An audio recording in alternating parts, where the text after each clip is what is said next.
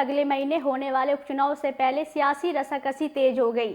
Mirapur seat पर BJP ने मिथिलेश पाल को प्रत्याशी बनाया। मिथिलेश पाल ने शुक्रवार को अपना नामांकन दाखिल किया।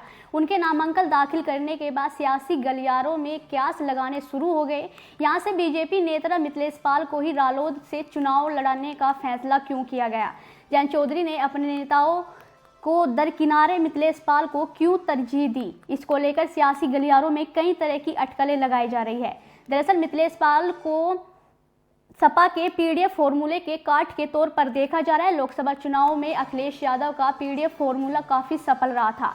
इससे वेस्ट यूपी में बीजेपी को काफी नुकसान हुआ। इससे सबक लेते हुए अब बीजेपी ने अखिलेश यादव के पीडीएफ फॉर्मूले की काट निकाली। उसी में से एक नाम है मिथिलेश पाल। दरअसल मीरापुर सीट से रालोद ने मिथिलेश पाल को चुनाव मैदान में उतारा। मिथिलेश पाल ओबीसी वर्ग से आती है। ओबीसी वर्ग के सारे मीरापुर के रन को जीतने के लिए बीजेपी और रालोद एडी चोटी का जोड़ लगा रही है। बताया जा रहा है कि बीजेपी के वरिष्ठ नेता और रालोद मुखिया जयंत चौधरी के बीच पहले से ही यह तय हो गया था कि उम्मीदवार बीजेपी का होगा और सिंबल रालोद का।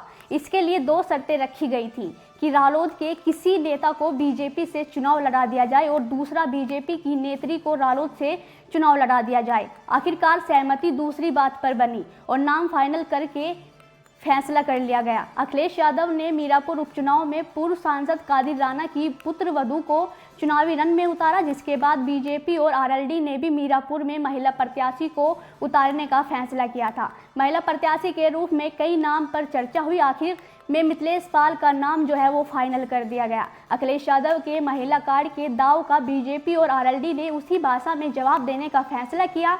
मिथिलेश पाल को टिकट देने की बड़ी वजह ये भी रही कि वह इससे पहले मोरना और अब मीरापुर के नाम से जाने वाली विधानसभा से विधायक रह चुकी। रालोद में 2 दर्जन से ज़्यादा टिकट के दावेदार थे, लेकिन सभी को दरकिनारा कर जयंत चौधरी ने मिथिलेश पाल के नाम पर फाइनल मोहर लगा दी। यह जयंत चौधरी और बीजेपी की बड़ी रणनीति का हिस्सा माना जा रहा है।